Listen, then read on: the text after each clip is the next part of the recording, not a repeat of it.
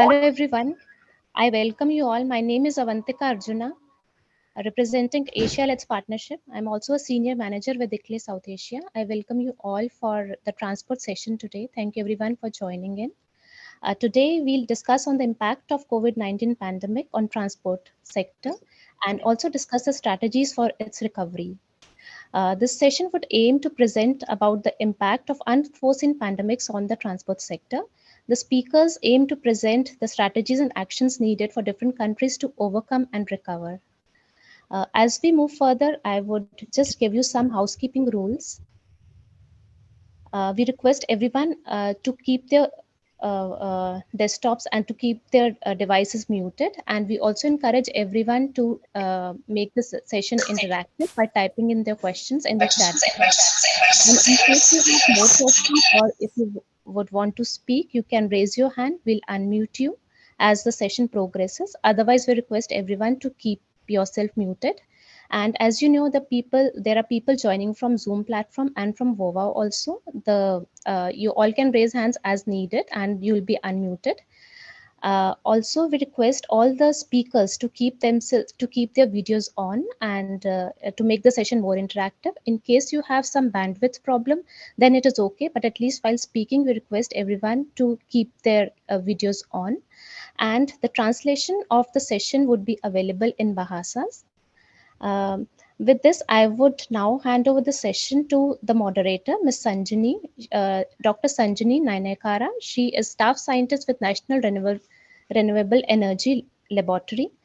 Sanjini is chemist by training, but she is also the project lead for Low Emission Development Strategies Global Partnership Program and USAID NREL Partnership. Sanjini has overseen NREL's delivery of technical assistance in both Latin America and Caribbean and Asia in each respective LEDS GP Electric and Clean Mobility Community of Practice, and also for USAID NREL Advanced Energy Partnership for Asia. She works very closely with technical experts from NREL Center for Integrated Mobility Sciences and Integrated Regional Partners. I hope we have a wonderful session today. Over to you, Sanjini.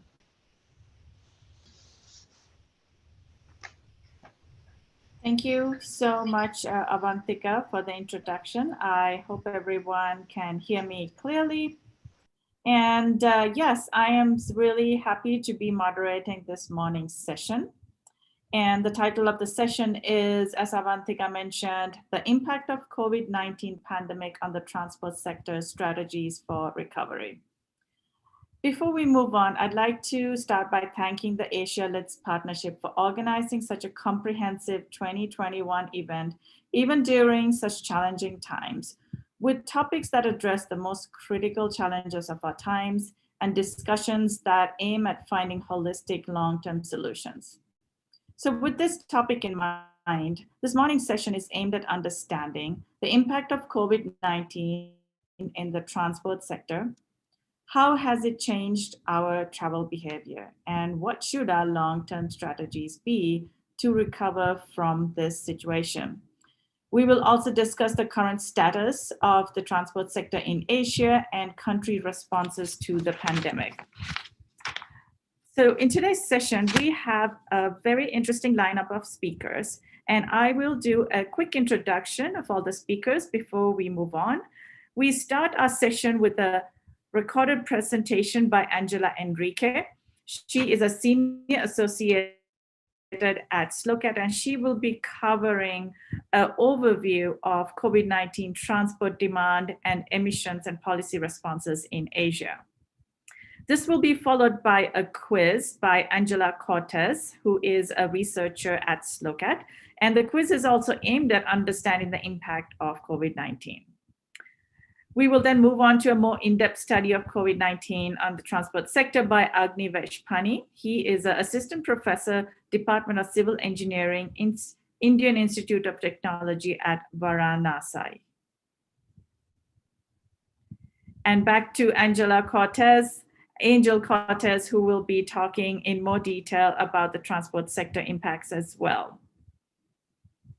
And then we move on to understanding the long-term strategies, and Darina Mann, a senior managing consultant of Climate Change and Sustainability at the ICF will be speaking to us. And this will be followed by Mel Francis Eden's presentation. He is a consultant at the Asia Development Bank.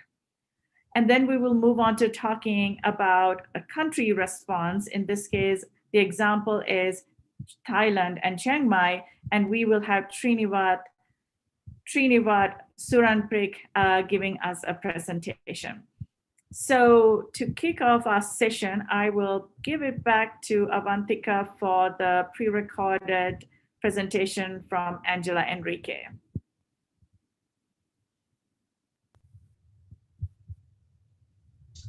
Hi everyone, I'm Angela Enriquez with the SOCAP Partnership, as well as the co-lead for the LEDS Transport Working Group.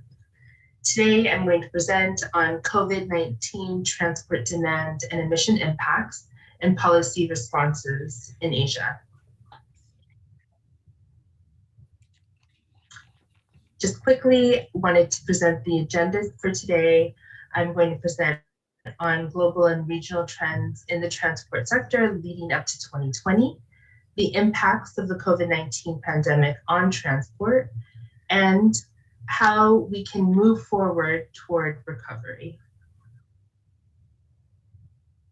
Globally, the transport sector was the fastest growing fossil fuel combustion sector in the past decade. As you can see in the chart, the growth was very linear and more consistent than any of the other sectors, also indicating the urgency that we are facing to act and break this upward trend in emissions. Looking at the trends by transport mode, we can see that road transport, both passenger and freight, were by far the largest driver of transport demand and emissions in the past years. 3/4 of transport emissions were caused by road transport. Aviation and shipping, here their international and domestic emissions are taken together, recorded very high growth between 2010 and 2018. In terms of the transport emission trends in Asia, the Asia region experienced the largest transport emission growth in the last decade compared to other regions, with an increase of 41%. Additionally, 2/3 of Asian countries exceeded the global average rate of emissions growth.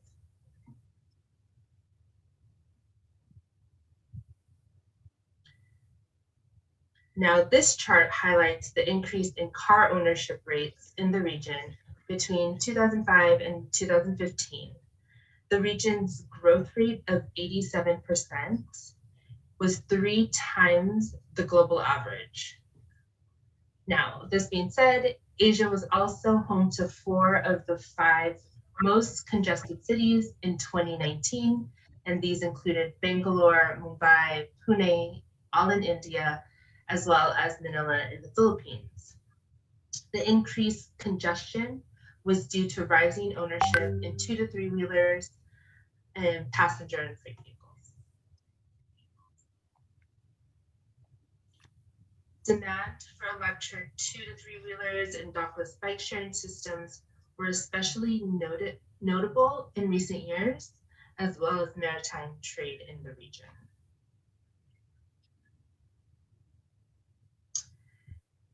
Now, in terms of the impacts of the COVID-19 pandemic on transport emissions, globally, transport CO2 emissions dropped almost 20% below 2019 levels, with the greatest emissions reductions from the international aviation sector.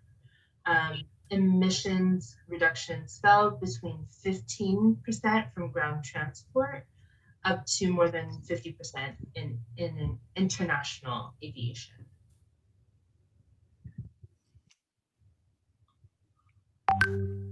And the impacts of COVID-19 on the transport sector. During peak pandemic, public transport ridership dropped by 90%. social distancing and quarantine caused reduced service, and ridership collapsed. However, the pandemic brought in some positive transport trends, such as expansion of walking and cycling infrastructure in more than 250 cities, and innovations in freight transport that include driverless technology.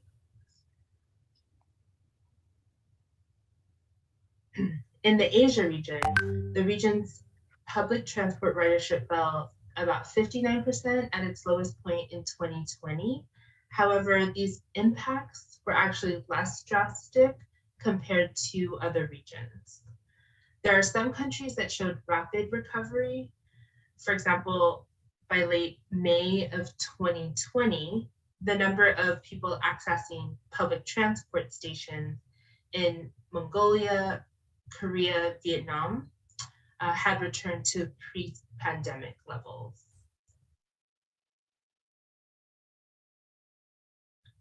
Now, taking a look at how we can move forward toward recovery. As transport planners, we really take the avoid, shift, and improve framework as sort of our Bible. And that means avoiding and reducing the need for motorized travel, shifting to more sustainable modes, and improving transport modes. And generally, this is also considered where we focus on technologies, and this is where electric vehicles generally fall into. However, growing evidence shows that we do need to focus on avoid and shift strategies, because these can account for a larger portion of transport emissions reduction, and not just focusing on implementing technologies alone. So implementing a more holistic approach will also reduce traffic congestion than just focusing on investing on new technologies.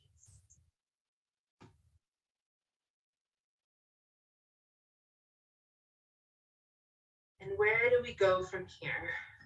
Political ambition must be increased. As of May of 2021, only about 15% of new NDCs included specific transport emission targets. This is a modest increase from the first generation of NDCs, which only had about 8%. Then we need to think about our investments. Many of the recovery packages and bailout programs did not shift enough toward green investments. And given the scale of investment needed for the transport sector, which is about 40 trillion US dollars through 2030, this is where we really need to see a change. Additionally, models show that long-term impact of travel behaviors during the pandemic have very little impact on actual transport emissions. The emissions are likely to return to existing pre-pandemic trends. So this is where we as a global community must take action now, since low carbon transport is the most effective area for reducing emissions.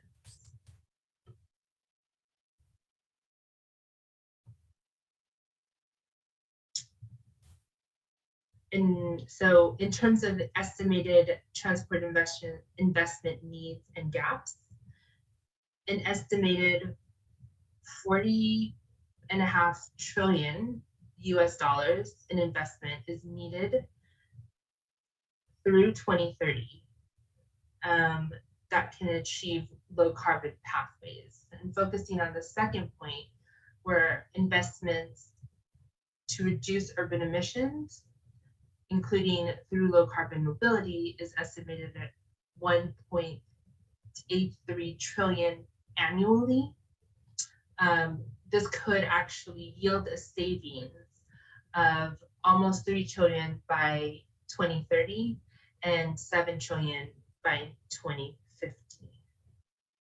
The estimated investment gap for transport infrastructure in Asia stands at about 1.6 trillion US dollars.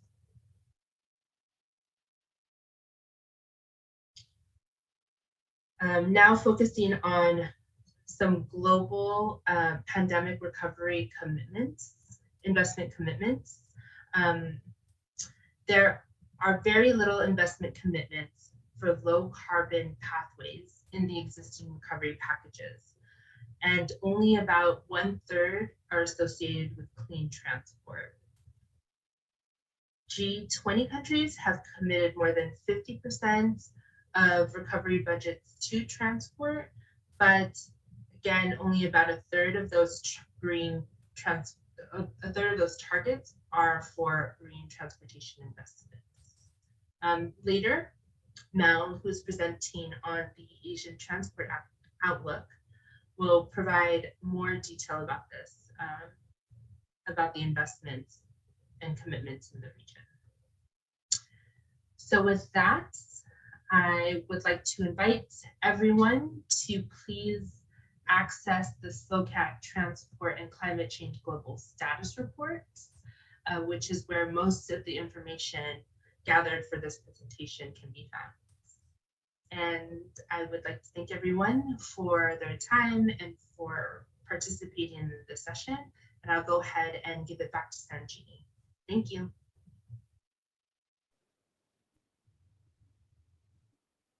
Great. That was a very informative presentation by Angela of SLOCAT. And as you can see, there is much work for us to do in terms of leadership, goals, and finding clear pathways to clean transport options. So now I would like to call upon Angel Cortez, a researcher from SLOCAT, and she has a quiz planned out for us. Go ahead, Angel. Thank you so much, Sanjini, and hi everyone. I'm Angel, and we'll take a break from presentations to get a little game time here. I will go ahead and share my screen. All you'll have to do is follow the URL that you see. Please let me know if it comes up. But you go ahead and this is best played on your mobile device or your cell phone. You can use this link over here, which I will be sharing in the chat just momentarily. And then you type in that PIN and go ahead and join.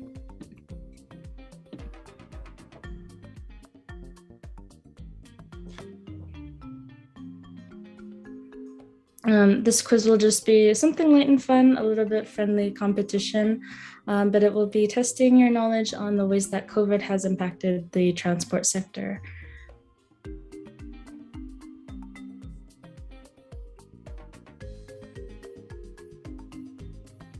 Thank you for joining, everyone.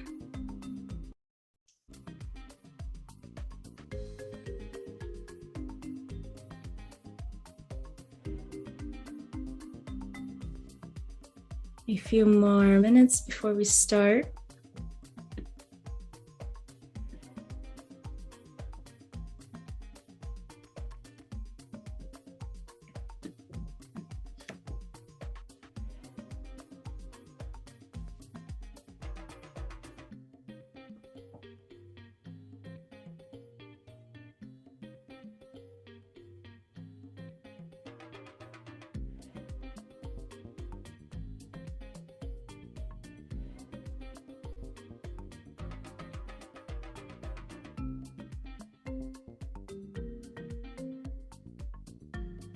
Again, I would like to emphasize that this is going to be best played on your mobile device or cell phone, as you'll need to look at the screen for the questions, and then you'll be choosing the answers to each quiz question on your phone or cellular device.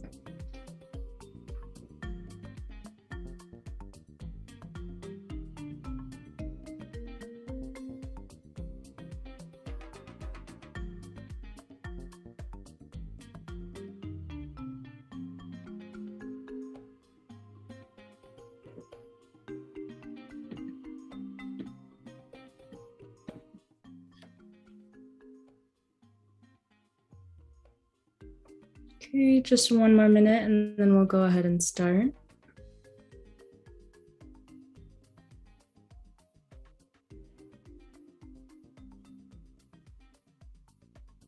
Happy to see all the names pouring in.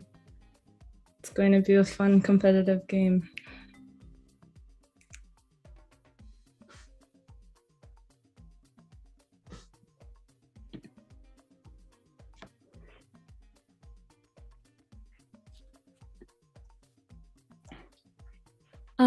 You should have access to join. You just have to use this URL, www.kahoot.it, and then you enter this game pin number once prompted.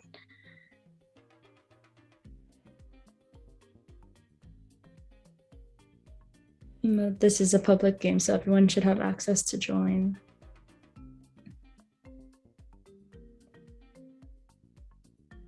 Maybe we can wait one more minute for last minute participants.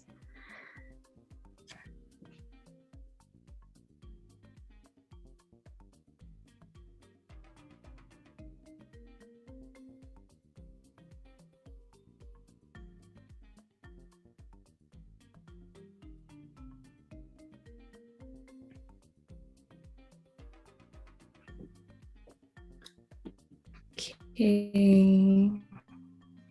I think that might be it. So we'll go ahead and start.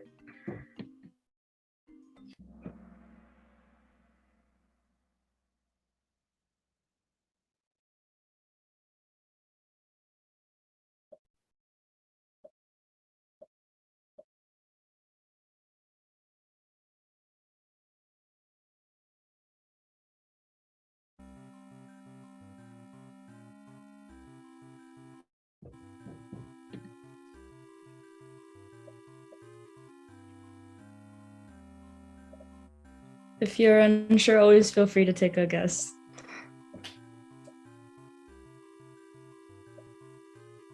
Ooh, 4 and 4. Not too bad. Maybe on the next one.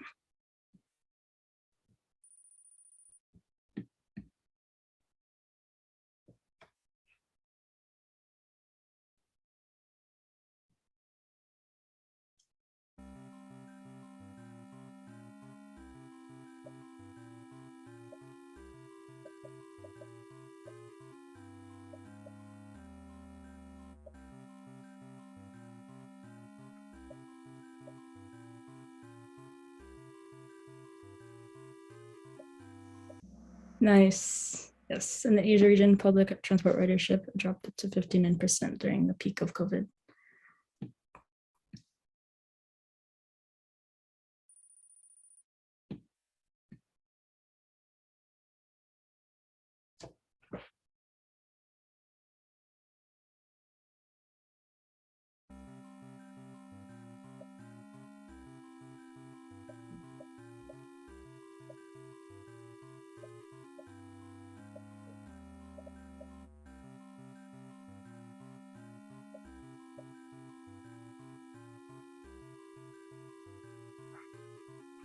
Nice. Good job, everyone. Doing well. And so far, Sanjini is leading, followed by Mel and Nandini. True or false? This one shouldn't be bad.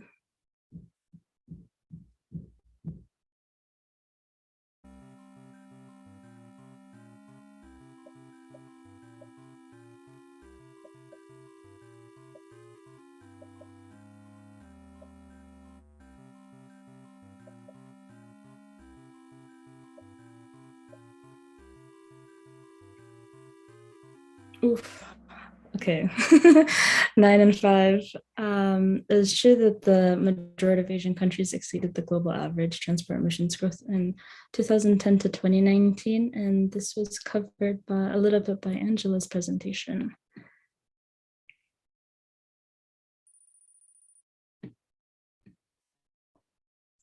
Another true and false.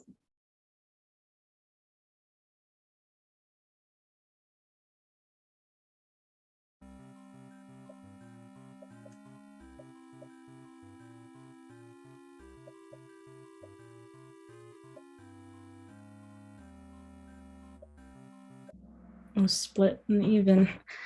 This is false. Surprisingly enough, despite all the decline in the GHG emissions that we had during the decline in transport modes during COVID, models show that it actually has very little effect on the trajectory of most greenhouse gas emissions, especially from transport. Ooh, now we have Mel at the top. It's getting competitive.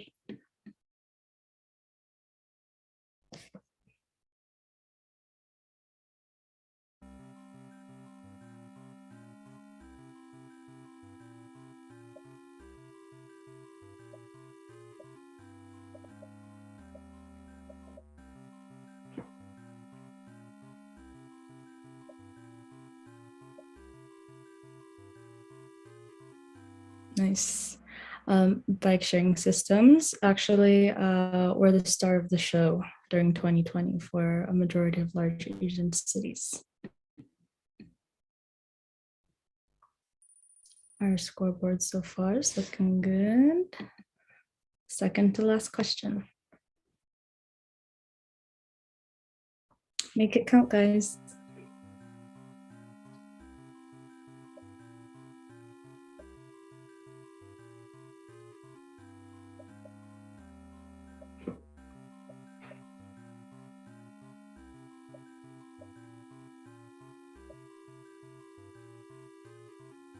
Nice.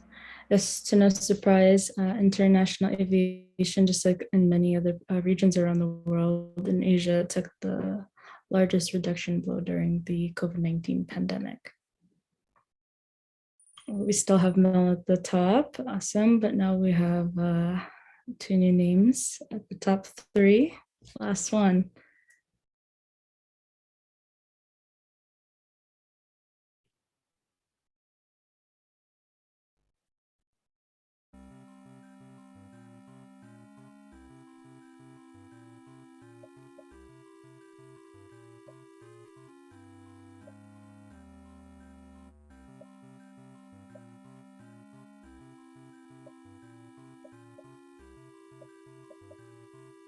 Nice. Yes, this was also in Angela's presentation, and great job to everyone who chose South Korea. Now let's take a look at the final leaderboard. Woo! Nice. And at number 1, we have Mel. Congrats everyone, and thank you everybody for participating. Hopefully that was fun. But we'll learn about a lot more impacts of COVID on the transport sector throughout the rest of this event. So thank you. Thank you, Angel. That was a very interactive, fun game. And so now we're going to move on to our next presentation. This is also a pre-recorded presentation by Mr. Agnivesh Pani, who is an assistant professor at the Indian Institute of Technology. And he's going to talk to us today about impacts of COVID-19 on the transport sector.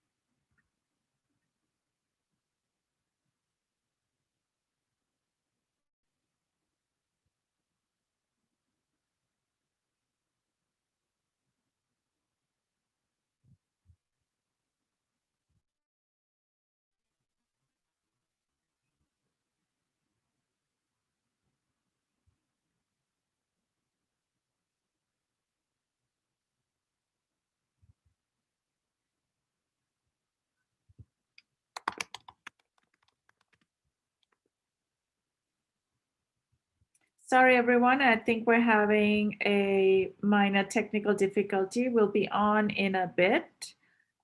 Please give us a few minutes.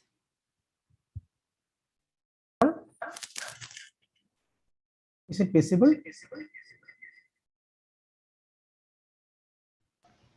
No, Sasiji, it's not visible.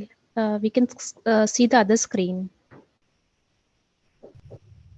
Now the screen is coming. Yes, please play it now.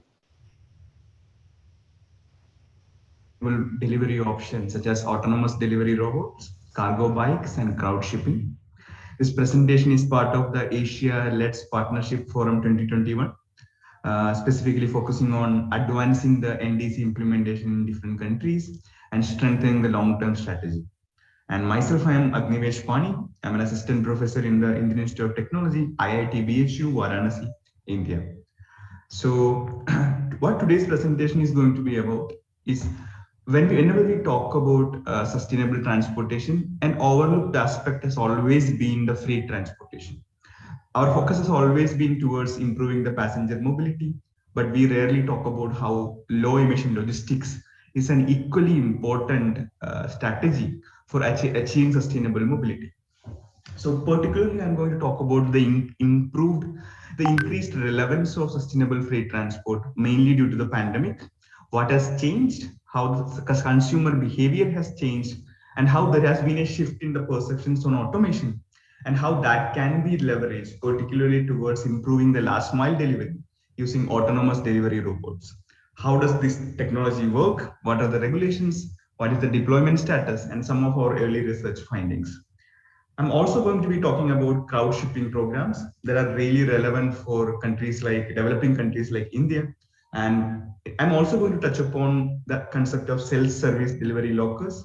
And finally, I'm going to conclude my presentation talking about the importance of cargo bike initiatives, particularly in shifting some part of the last mile delivery to non-motorized transportation. So let's start by saying what has changed due to the pandemic in the last 1 year, ever since all of us are facing this COVID-19 pandemic. So one of the main notable change, especially when we look into consumer behavior and travel pattern, is that all of us have been increasingly relying upon e-commerce deliveries. In some ways, we are increasingly purchasing things and delivering it to our households, mainly as a way to avoid traveling outside in these pandemic times. So the consumer habit, the survey says that these consumer habits may endure beyond COVID-19 as well. Studies show that this number can be as high as 43% of consumers. So what is happening is that because of this changed consumer behavior, the delivery services, particularly the last mile delivery services, are strained to meet this demand. This is particularly true in the case of grocery delivery because about 70% of the US consumers, studies showed that they prefer scheduling their delivery, and because of this ability that they have in e-commerce, online delivery, they prefer their groceries to be delivered to their households.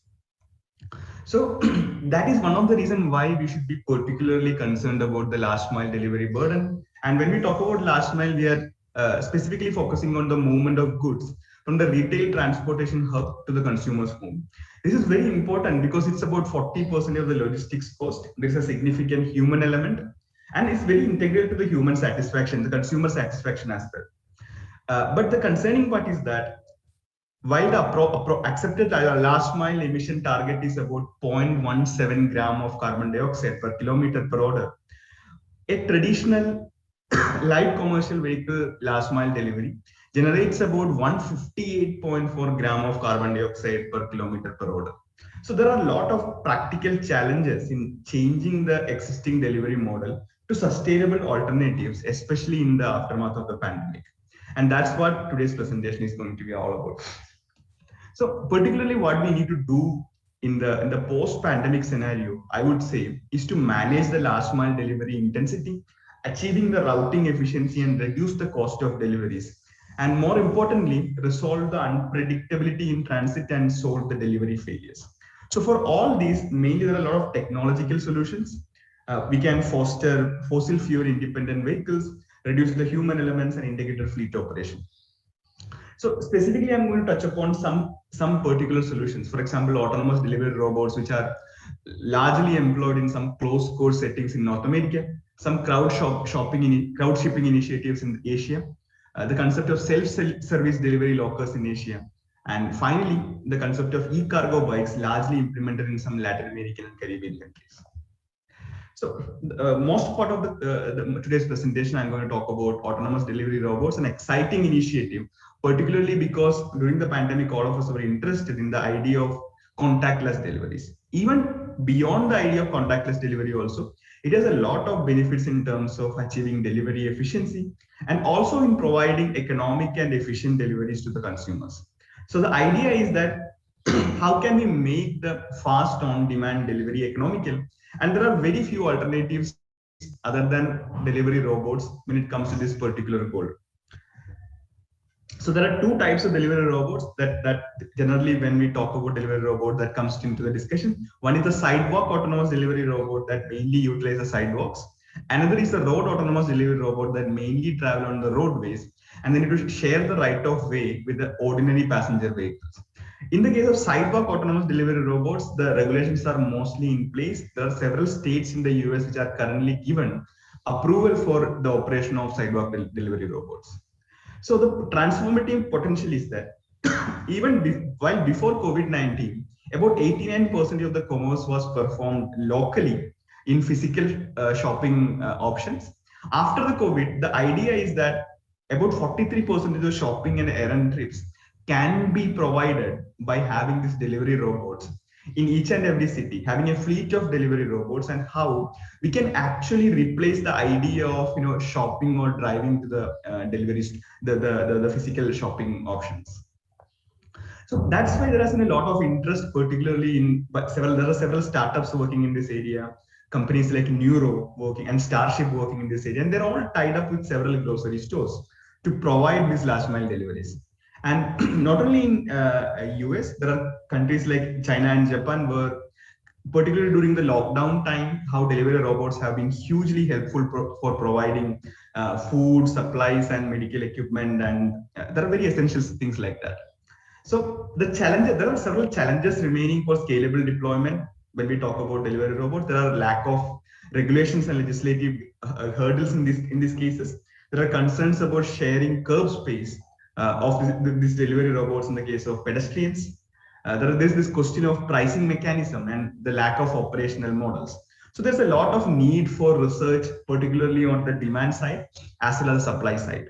So one of the study that we have conducted as a part of when I was a postdoctoral researcher in the University of Memphis, we could find that while there is a lot of demand, particularly from the side of consumers, the question of pricing was a significant, I would say, challenge, because not many people were willing to spend the extra amount for delivering their household things using last mile delivery robots. So there's a lot of need for differential pricing that needs to be examined in terms of further research and in terms of the logistics company strategies. So for more information, we can read more on one of my papers recently published in Transportation Research Part D, specifically about the implementation of autonomous delivery robots. Another initiative that is really relevant for developing countries is crowd shipping. It is the concept that incorporates how we can have the underutilized passenger transport mode capacity for delivering packages in the last mile. So the idea is that we are going to use regular passengers, transit users, car owners, who can interact with the marketplace and carry some packages from the retail stores and provide it to the consumers using their regular transport mode options. And it can also be a mode of employment generation in developing countries that are significantly affected during the pandemic. The idea is directly from the principles of sharing economy, and it can be a front runner for low carbon logistics in the years to come, especially in the context of last mile deliveries. And unlike the traditional business to consumer shipments, the uniqueness here is that instead of individual straight delivery paths, there will be a series of piecewise commutes before the destination. So the delivery may not be faster, but it's going to be very efficient and effective in terms of low carbon delivery. So there is no need for dedicated delivery trip, and it significantly reduces the carbon cost of deliveries. So an example is the implementation of JoJo services in Philippines, which has been largely successful in the recent years. Another important innovation, particularly in this context, which requires a bit of a behavioral change from the consumers, is the concept of self-service delivery lockers.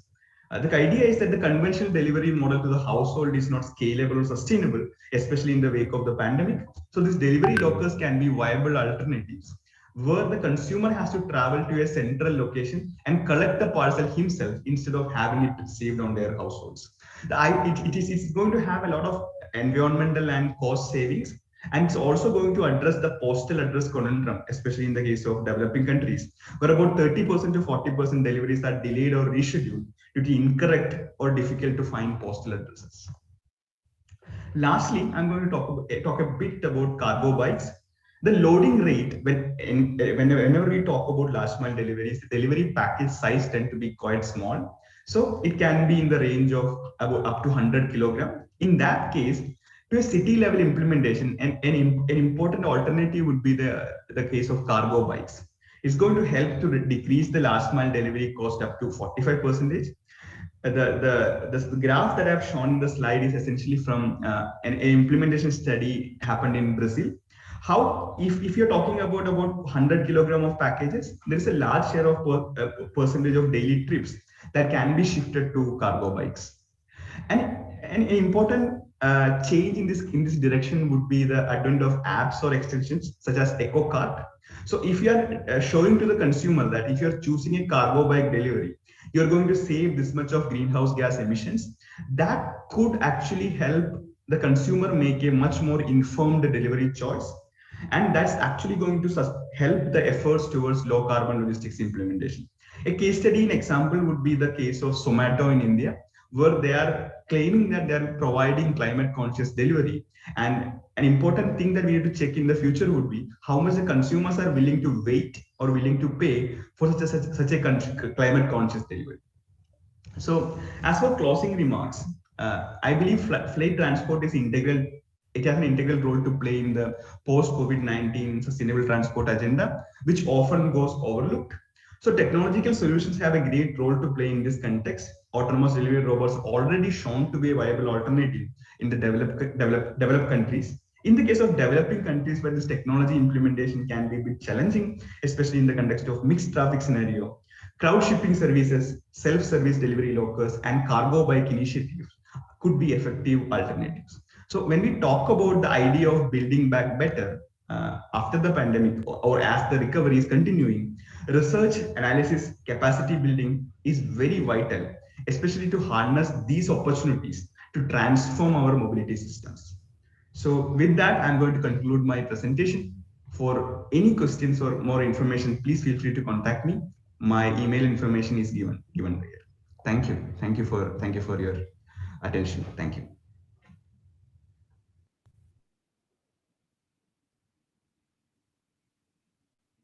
Thank you, Agnivesh. That was a very informative presentation. It's really good to see the topic of freight, shipping, and transportation discussed along with all the other modes as well. So with that, we now move on to Angel Cortez, who's going to give us an update on the impacts of COVID-19 on the transport sector. Go ahead, Angel. Thank you, Sanjini, and we'll just wait for the slides to be presented.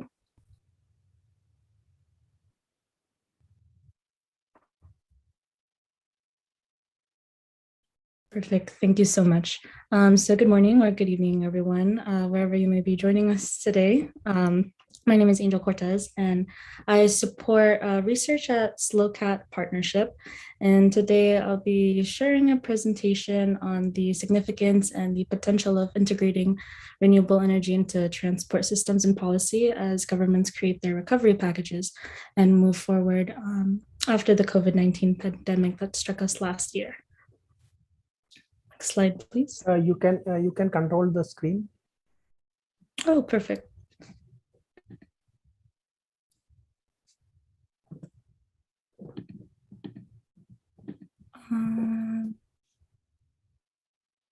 Oh, I think I might have gone too far. Sorry, everyone. I'm sorry, there are no controls on my screen that are showing.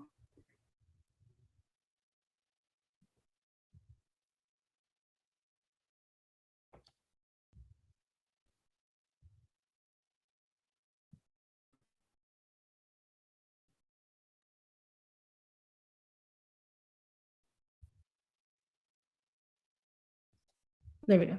Yes, this is the one. I think it would be better if I just set the next slide, if that's okay. You want to share? Okay.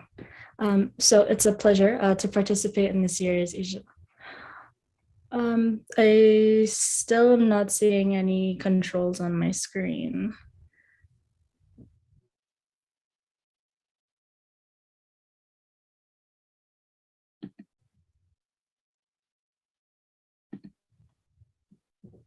If you want, I can share my. Yeah. Can you know? Actually, Angel, right at the top, there's Yes. view options in the drop-down menu. No, I have already given control to Angel. Okay. Yes. Okay, here's mine. This is so strange. I am trying to use my keyboard to control the slides. However, it's not You can do reflecting page up, on the page down. slides. It's still not working. Okay, I'll do that. Okay, thank you so much. This is the slide we should be on. Okay, sorry about that, everyone. Are we okay to move forward?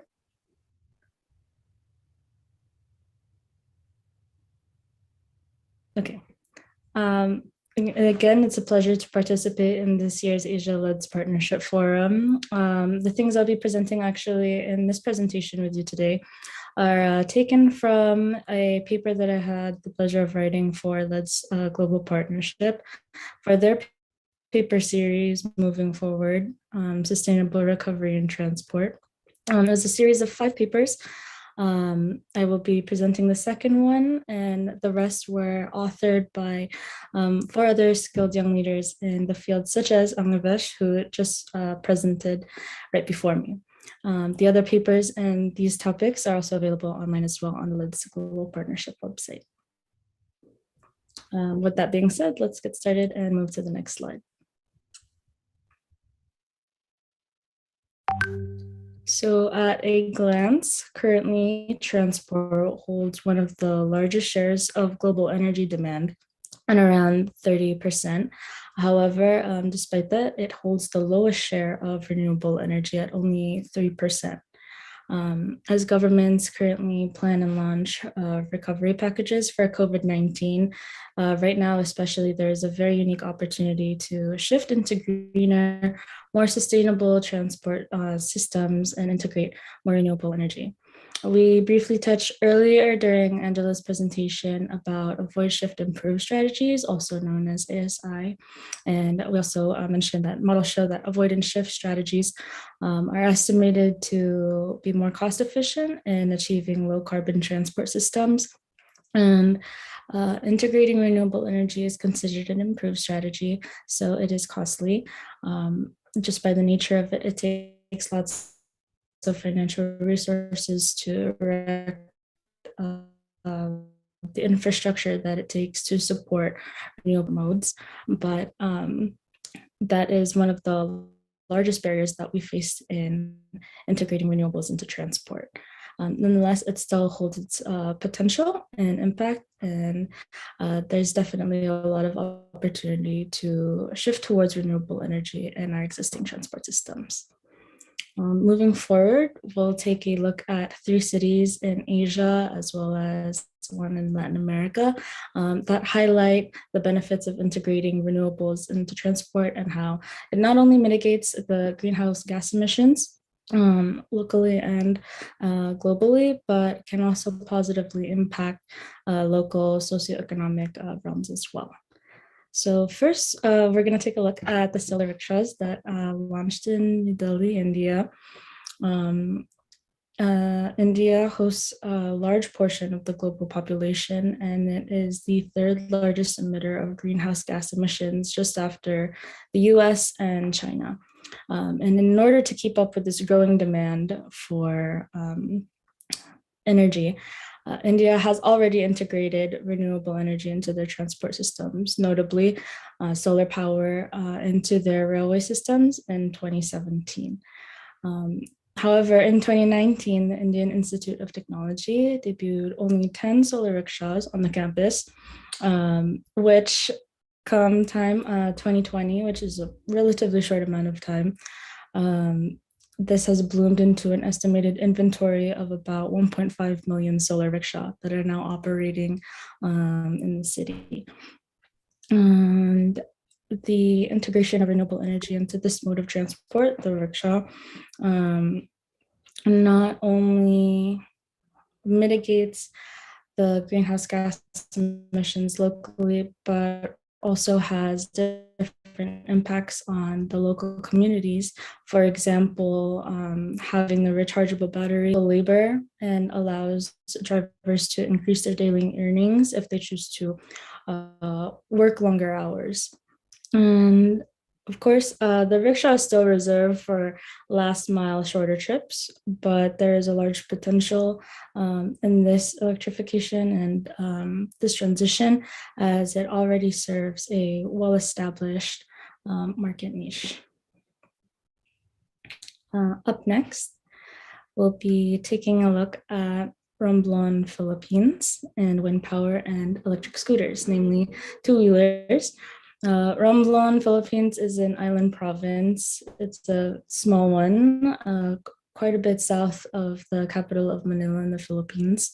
And in 2019, there was a project that involved the launch of 100 electric scooters equipped with rechargeable batteries that were going to be powered and charged by 3 wind turbines on the island itself. As a small island, the two-wheelers are a primary mode of commute, so its electrification and the integration of renewable energy was a significant step to sustainable transport, especially in such a small ecosystem. Not only does it help the greenhouse gas emissions locally again, but the integration of the wind power and the wind turbines overall helps the island also rely less on fossil fuel imports. And lastly, the cost benefits of this is that the cost to swap the battery of a rechargeable electric scooter is about $0.4 US dollars cheaper than refilling a tank with fossil fuel. And in the local economy, local currency, which is pesos, over time, that adds up to quite a bit.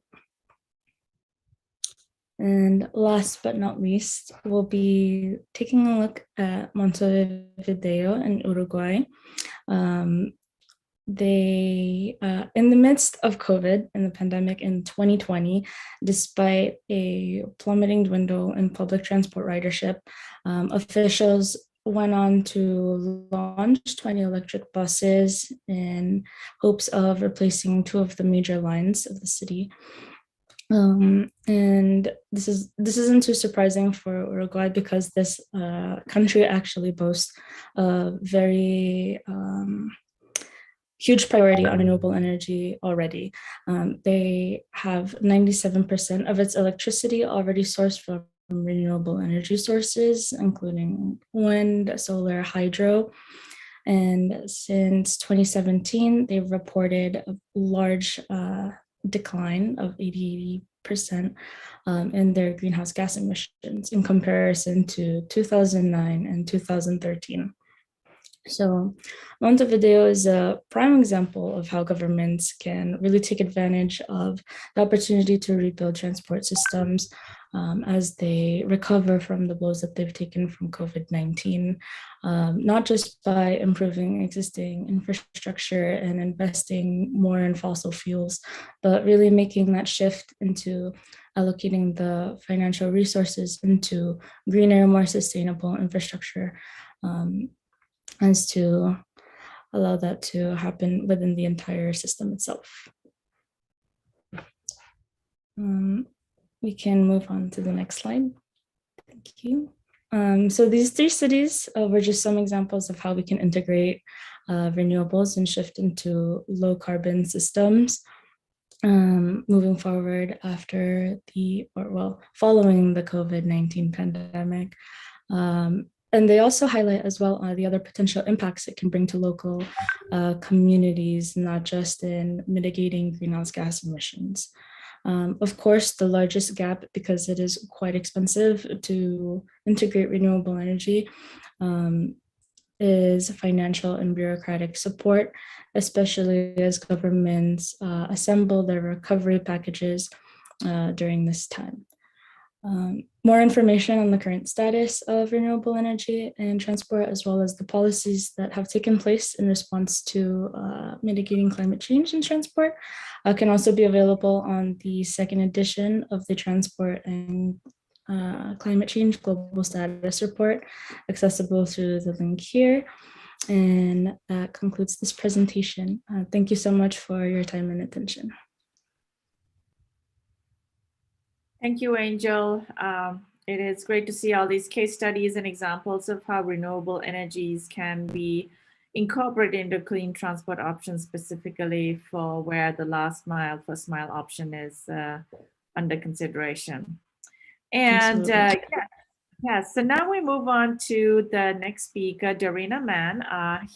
She's going to be talking to us today about long-term strategies in the transport sector. Go ahead, Darina. Great. Thank you, Sanjini. And thank you to AsiaLets for having me participate in this panel. I'm very happy to be here. So my name is Darina Mann. I am with a company called ICF, and I have been the project manager for a USAID program called Transparency and Long-Term Strategies, or the TLTS project. Next slide, please. So this project is a 2-year initiative that we're actually wrapping up at the end of September. And this has provided analyses, virtual trainings, bilateral support, and development of global guidance on issues related to transparency, mid-century planning, and modeling. As far as transportation goes, we've actually done a lot of collaboration with our colleagues over at SLOCAD, so Angel and Angela's team, which has been a fantastic collaboration.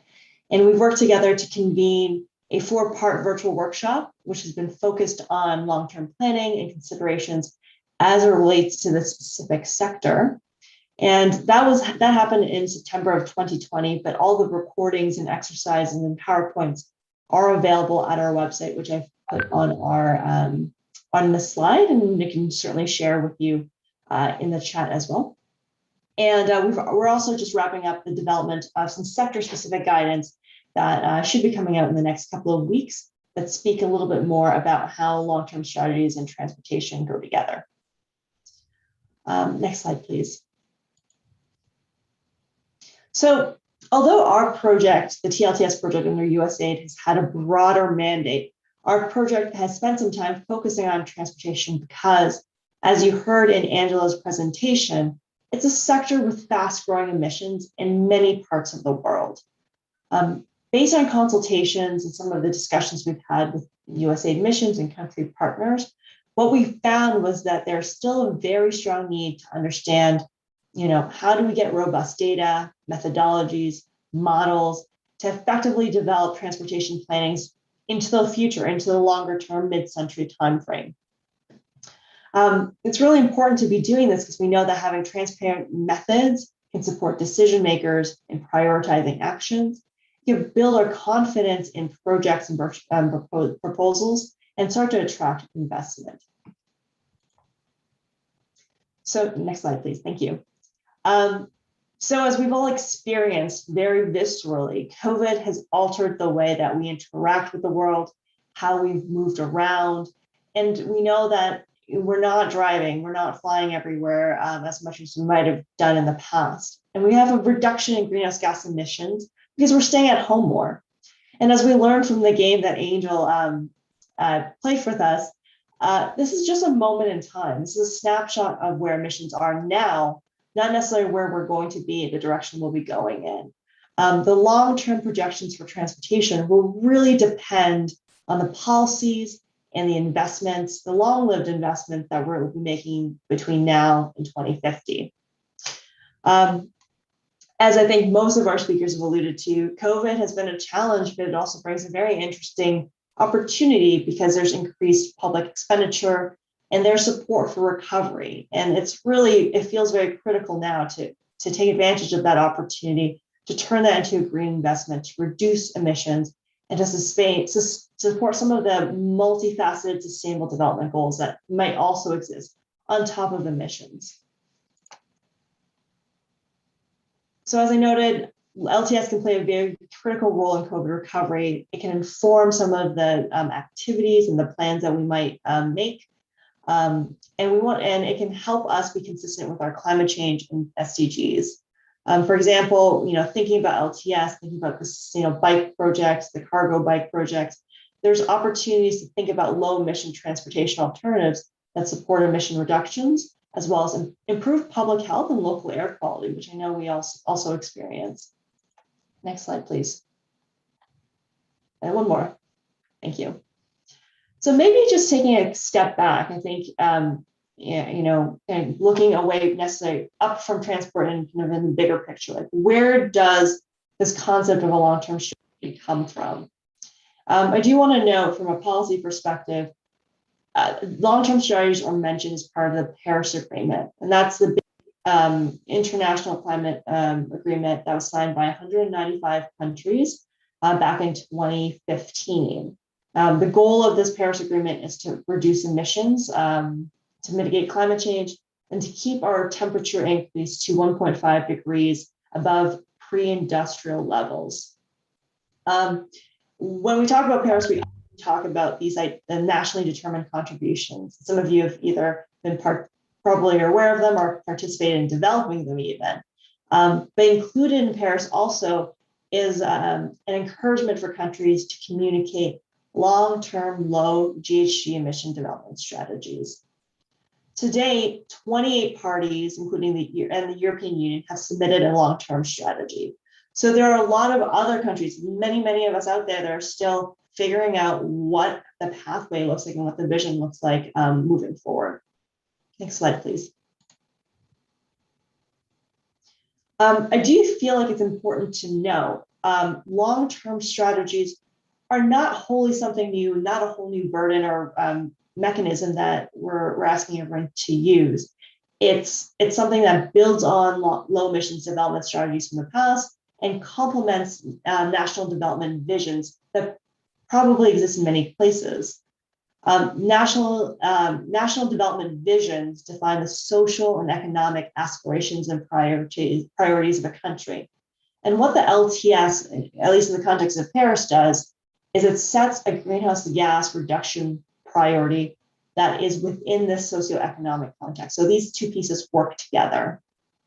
And then an LTS and that national development vision or the socioeconomic development vision come together and can inform medium plans. So those are 5-year plans, 10-year plans. They may be called national development plans or your national determined contributions, which are also on a 5-year cycle. So the big vision informs the medium plans, and the medium plans then really lay the groundwork for implementation. Next slide, please. Paris, the UNFCCC, although they encourage the development of an LTS, they're not defining exactly all the pieces that need to be in it. What I've just put on the screen is just for consideration some of the components that that you may want to include or common components that are in the LTSs that we've seen to date. Certainly a long-term vision and goal, greenhouse gas reduction strategies, adaptation strategies, sectoral objectives, implementation pathways, and then monitoring and evaluation approaches or frameworks. And we'll talk a little bit more about that as we go. Slide, please. One more. Great. So this is a short presentation. I will not go into detail about this. It's and I know that I want to make space for other presenters, but there are some key steps. We have identified 6 key steps for how you would start to build an LTS and how that might look for transportation. I will go over this, but again, our project as well as SLOCAT have developed some more detailed guidance, and that will be available in the coming weeks on our website. So please feel free to go to that or contact us with questions. But in terms of developing an LTS, the first step is really setting a goal or a vision that sets out where we want to be by 2050. Certainly a lot of countries are moving forward with their greenhouse gas goals. We certainly want folks to be thinking about resiliency and adaptation in that vision as well. Those need to go hand in hand because there will be climate impacts that need to be accounted for. As a second step, next slide, please. We want to figure out where we're at in terms of greenhouse gas baseline. That means looking at past emissions, current emissions, and based on growth rates, based on population growth and economic development, where we think emissions would be if we took no further steps, right? What's our business as usual? Because that gives us a framework of what to compare against. As a third step, we want to start identifying and select greenhouse gas mitigation as well as adaptation strategies that could be adopted. So identifying, evaluating, and prioritizing those within the country context. As a fourth step, we want to develop some implementation pathways. So this is where the modeling comes in, selecting some multiple scenarios based on the prioritized mitigation or adaptation considerations, looking at different timing for implementation, adoption rates, and other factors to see what the pathway for actually implementation would look like so you can support decision-making. Fifth step, not a small step, it's implementing your selected strategy. And I don't want to diminish it by making it equal, but this is a big one. This includes a lot of components such as figuring out roles and responsibilities, detailed planning, securing finance. Many of you may already be familiar with this, but this is part of our cycle. And finally, as our sixth step, we need to know whether or not we're meeting our objective. So monitoring, collecting data, evaluating the implementation and the results of our actions is something that I think is really key. We want to make sure that we're on the path to hit that vision that we set at step one, or if we need to make adjustments to our implementation plan, to our strategies, to our ambition along the way. So those are very, very fast. It's a lot of work summarizing 6 steps. Again, we do have more guidance coming out that can inform LTS planning as it pertains to transport, with some examples of what countries are doing and some of the experiences from SLOCAT's work on the ground. Please feel free to visit our website or contact us if you have any more questions. But thank you for your attention. I'm going to throw it back to Sanjini. Thank you, Darina. That was a great presentation. I really appreciated all the outlining of the steps that it takes to put a LTS together, and then actually the hardest part, making it happen. So yeah, thanks for your presentation. And so now we move on to Mel Francis Eden. He is a consultant for the Asian Development Bank, and he's going to talk to us today about the current status of the transport sector in Asian countries, linking with COVID-19 impact on the transport sector and proposed strategies. Thank you, Sanjini. Thank you to Asia-Led's partnership for organizing this forum and inviting us. I am presenting on behalf of the ATO team led by Corny Haiska, Sudhir Gota, and my co-researchers Adwait Limay and Urva Khan. I am Mel Eden. Good day, everyone. So today I'll talk about, firstly, the ATO and the work we've been doing. And then second, I'll talk about the data that we've included in our shareable database. And finally, I'll share a bit of the findings we made during our preliminary analysis. The Asian Transport Outlook is a multi-year initiative by the Asian Development Bank, initially to support their policy development and financing frameworks. And secondarily, to provide government agencies, research institutions, other MDBs, a centralized repository of transport information.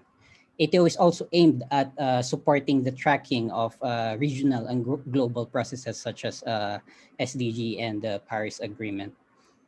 ATO covers 51 countries, 49 of which are ADB members, plus Russia and Iran. This comprises of about 49% of global GDP, 58% of global population, and about 52% of urban population. Over the past year, we've been collecting transport-related data and policy across 8 subsectors, namely infrastructure, transport activity and services, access and connectivity, road safety, air pollution and health, climate change, socioeconomic indicators, and other miscellaneous indicators. We also uploaded our policy workbook containing 548 transport-related goals and targets. Interestingly, this also includes the national development visions and transport visions of countries covered. This is accompanied by an annotated repository of 435 transport policy documents that we sourced for the indicators. Next slide, please. Currently, we're working on developing our urban database for 460 urban centers for 84 indicators. And we're also working on updating our shareable database to update some indicators and add new ones. Currently, over the past months, we've been supporting UNCRD in consulting with their member countries and developing the ESD baseline report for the upcoming 2030 Aichi declaration. Next slide, please. In our shareable database, we've included monthly summaries of mobility trends published by Apple and Google, and also travel restriction information from Oxford University. We also developed a tool to produce customizable charts in a semi-automatic manner. This is not included as an official part of the project, so anyone interested could contact us and we'd be happy to share it. Next slide, please. On this chart, we're looking at the mobility trends differentiated by mode, and I wanted to emphasize how 3 modes, driving, walking, and public transport, has decreased right after the pandemic was announced at the same rate. However, public transport has been hit hard, has stayed low, behind or below pre-pandemic levels. Compare this with driving, which has recovered in most ATO regions above pre-pandemic levels. However, I wanted to highlight walking in here, as just last year we can see that the levels are staying in between public transport and driving. However, this year we can see that it has been coupling with driving, and we'll see more of this later. On the next slide, we are looking at the mobility patterns differentiated by place categories, and I wanted to further emphasize how public transport has stayed low in terms of mobility to public transport stations. And I wanted to highlight how grocery and pharmacy has recovered the fastest in most regions. In fact, some regions recovered in terms of grocery and pharmacy category as early as April and May. And this is where we could find our essential services like food and medicine. On the next chart, we are looking at the mobility patterns of India. And as we may know, they were hit hard around the month of May, and we can see how the mobility has decreased right after that. And this is actually the case for other countries where we saw decrease in mobility right after an increase in cases. However, this does not imply direct causality. Rather, this is most likely caused by in the increased restrictions because of the increased cases. What we found interesting, however, is that in most cases, the increase in cases is often preceded by an increased level of mobility. So for example, looking at here from December to April, we can see there's an increased level of driving in India. And on the next chart, we're looking at the mobility patterns of Vietnam, and I wanted to highlight how they were able to recover as early as May, during the time when they had very little to none cases. And I wanted to show how walking has recovered faster and even at higher levels than driving. And this is most likely attributed to the intrinsic property of safety in walking with respect to COVID transmission. Next slide, please. The ATO team also developed an analysis on the transport CO2 BAU projections from different sources. And what we thought to be a 6.8 gigaton BAU projections in 2050 is now around 4 gigaton if we're looking at the latest models. And in terms of COVID, it has contributed about half a gigaton in Asia. And looking at the mobility patterns I showed earlier, most likely 2021 will also see the same amount of reductions. The next slide, please. Finally, we also looked at COVID recovery funding, and we saw 4.9 trillion USD in the ATO region. And as Angela earlier mentioned, the actual breakdown is 65% rescue funding, while the rest is for recovery, at least for the ATO region. And an example of this is there's a good amount of funding for aviation in terms of bailouts and injection fundings. There's also a bit on EV subsidies. There's 34 billion on traditional transport, for example, road and rail expansion. And then there's a very little amount in clean transport in terms of examples of public transport and EV charging infrastructure.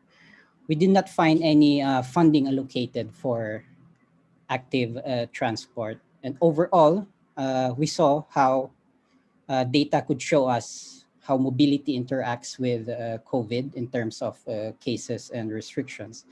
And it also showed us how active mobility has an opportunity to support transport in general, while public transport is still recovering.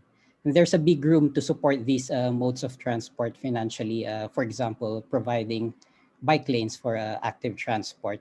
And this is not only moving towards recovering from the pandemic, but also moving towards green recovery, building back better through low carbon mobility and full decarbonization.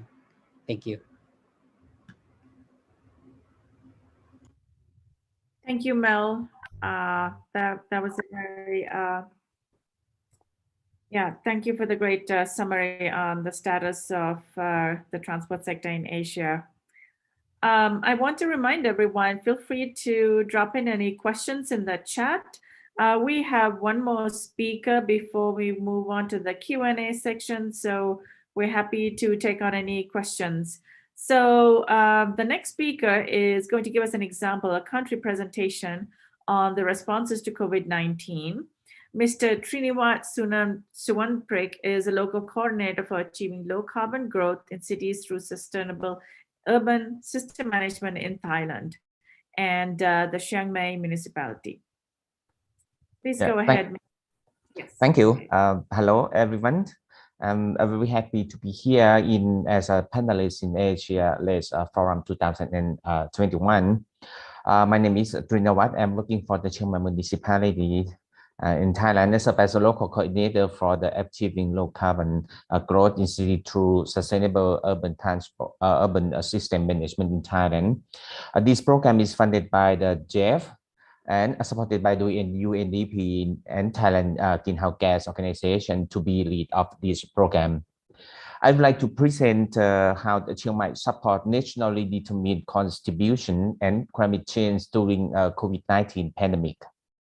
Today, I will focus on the urban transport in Chiang Mai, including the new strategy for recovery. Chiang Mai is the second biggest city following capital Bangkok.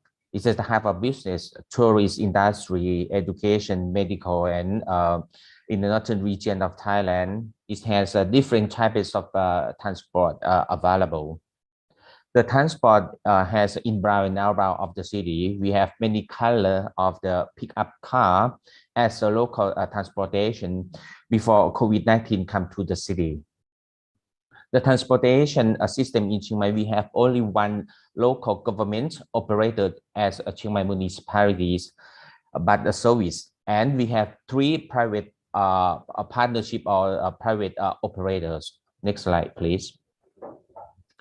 However, data from the achieving low carbon growth in the city, we have the commitment to reduce greenhouse gas emission at 77,000 ton carbon dioxide equivalent based on the GHG emission inventory in 2017.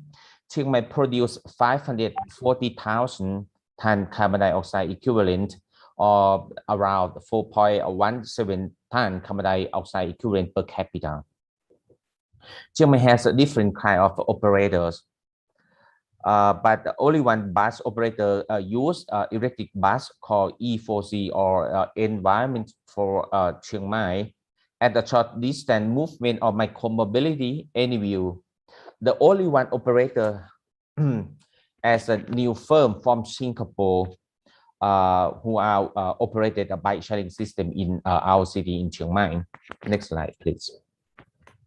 However, during COVID-19 era, Chiang Mai set up the Chiang Mai Urban Mobility Alliance Network. We have 22 organizations work together on transport sectors. We conduct an application called Urban Transit, just like in the slide. At the same time, we created a new application for smart payment called Urban Wallet. The aim of the app is to prevention of COVID-19 and avoid any contamination. I would like to say COVID teach our society how to survive and live with them. Next slide, please. From the information, Chiang Mai just has a transportation system, and COVID-19 was hit our city and had more impacted. In the beginnings, we have 9,500 passengers per month in 2018. The passengers was decreased day by day while COVID is spread around Thailand and spread in our city in Chiang Mai too, until the national government announced to lock down Chiang Mai and many provinces around Thailand. The public transport system had to stop operate. And I think maybe 90% decrease of public transport. Okay, next slide, please. From the lockdown situation in February 2019, we have very less of passenger and private operator temporarily closed and stop it. Some data are from the study by the Excellence Center in Infrastructure Technology and Transportation Engineering from the Chiang Mai Universities. The paper supported by the IGLE, the Asia-led partnership, and SLOCAT also on the Help Desk program. The pandemic in Wave 2 in Thailand has impacted to the public transport in Chiang Mai. Until now, the system has a pandemic in 1,000 passengers per month.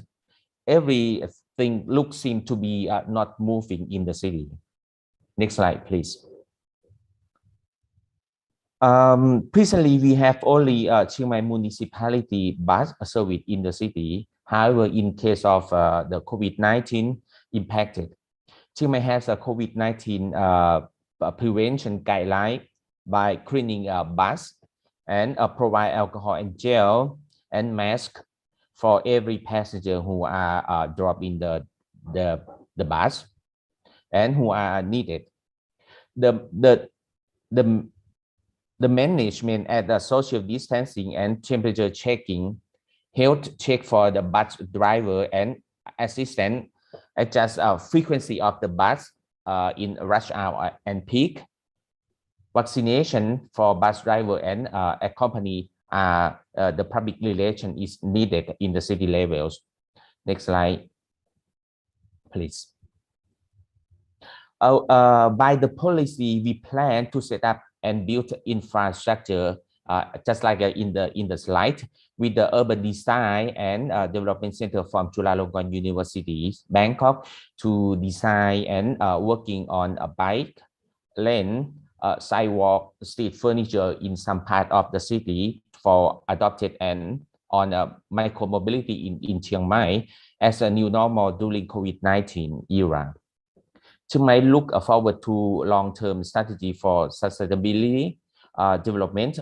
We have many consultation meetings with a variety of stakeholders in different levels of the companies. We needed to put more digital infrastructure such as public Wi-Fi, smart pole, street lighting, and city amenities also. Chiang Mai must have very work hard with our active alliance to improve the mindset of the residents and other organizations to work together in the future. Next slide, please. Okay, back to the previous. Okay, Chiang Mai try to work closely with the bike sharing operator, as I mentioned earlier, the Anyview from Singapore. We hope this solution will increase more movement with the COVID-19 situation to reduce greenhouse gas emission at the city level from engine combustion and scale up of economic as a grassroots or community economy in the future. I hope that Chiang Mai will be a great destination of the tourist industry worldwide and come back to be a big giant of the livable city again. Nowadays, we will to be a reopening of our city at the Charming Chiang Mai program to warm welcome every tourist around next October. Next slide, please. Okay. And almost everything is a new strategy for urban mobility of the COVID-19 era. And thank you very much for your attention. Thank you. Thank you, Srinawat, for your presentation. Avantika, do we have time for a question? Srinawat, I think one of the questions actually you might be able to answer. I saw it in your presentation. The question is, what is your suggestion to promote public transport while people are concerned about the pandemic? Thank you.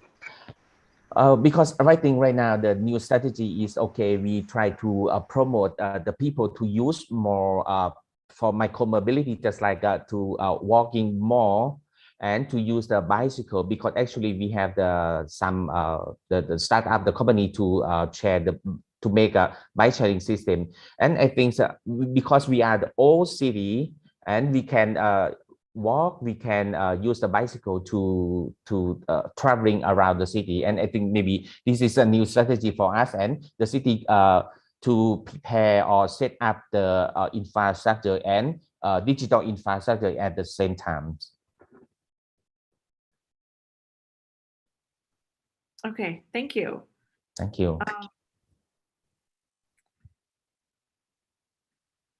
Okay, I think so. We had one question actually. Mel, you answered it already, but maybe I'll read it out.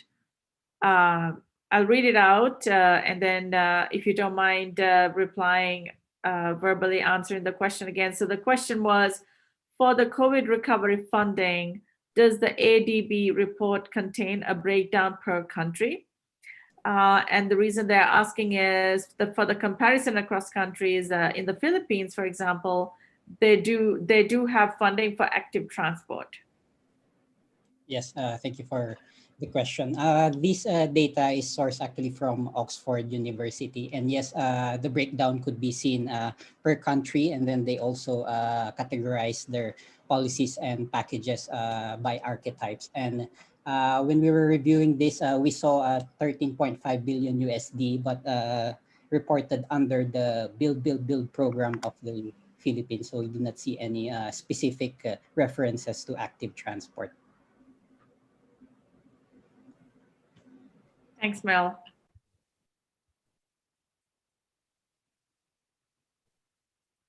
So we just had a new question come up, and the question, I'll read it out to everyone. the transport sector has been the most impacted by the pandemic. What are the key recommendations and steps forward to make transport sector more sustainable economically and environmentally?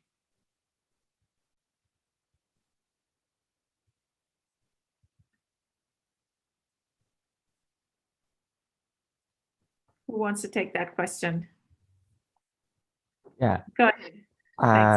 Okay, I think for my personal opinion, I think okay, we are different locations worldwide, and I think depend on the policy how to look forward for the economy, and how to make the city for livable city, and everyone is very happy to work together on the public transport. For example, just like if some governments have the policy to improve the infrastructure and including digital infrastructure, maybe at the same time or as the parallels, I think maybe to make more facility or to easy to access for everyone in the city, not resident, but okay, maybe visitor or the tourists also. If everyone come to the city and the city can provide amenities or facility much more, I think maybe possible to going up for the next future. I think maybe the peaceful is coming up to the city like this. Thank you. Thank you. Anybody else wants to add to that? Go ahead, Mel. Yeah, maybe I'll add on the economic side, since the environmental side most likely have been covered in the presentations. And the fundamental strategy actually in at least mass transport is reducing the capacity to half or 70% of the usual capacity in order to make the service safe. And I think that for this, we need to look at how to make sure that operating revenue for the operator, this level of load factor is still economic for them. So we're looking at, for example, maybe subsidies from the government or service contracting. So this is something that the government could look at.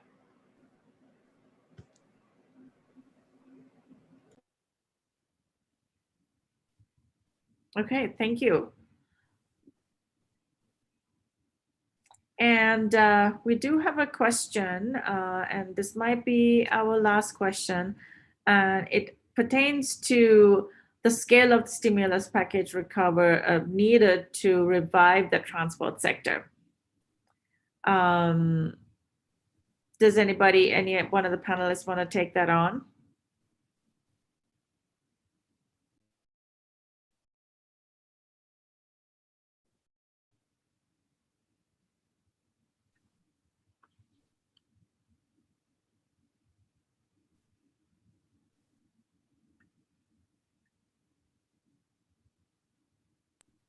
I can offer a few thoughts based on Angela's presentation.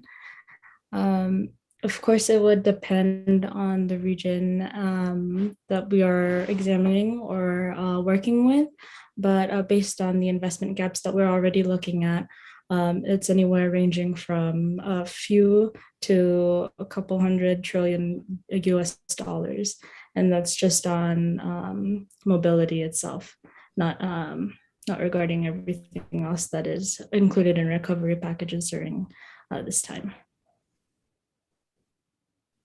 Okay, yes, thank you. That makes sense. It depends on so many variables, each country and their system. So yes, I appreciate that, Angel. So I think with that, there are no more questions in the chat. So Avantika, if you'd like, if you want, we can wait another minute or so. I think we're ready for closing remarks. I think, Sanjini, we can go ahead. I'll just conclude the session, if you allow me. Yes. I want to say thank you to all the panelists and thank you for this wonderful discussion. So yes, I think we're ready for you, Avantika.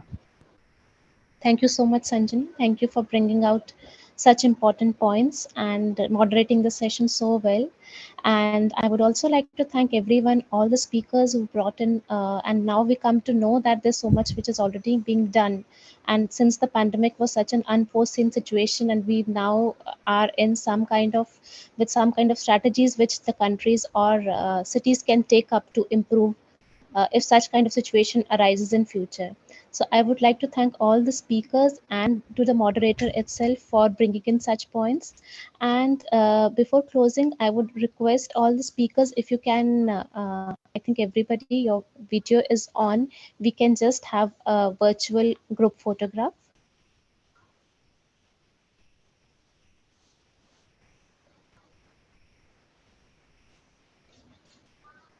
And also, before we close, I would like to invite all of you to the next session. That's also a very interesting session, which starts at 1300 hours India time.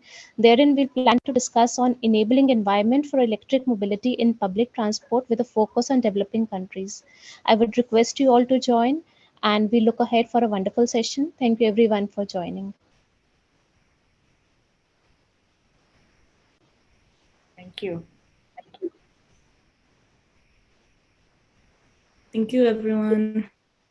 Thank you very much. Thank you.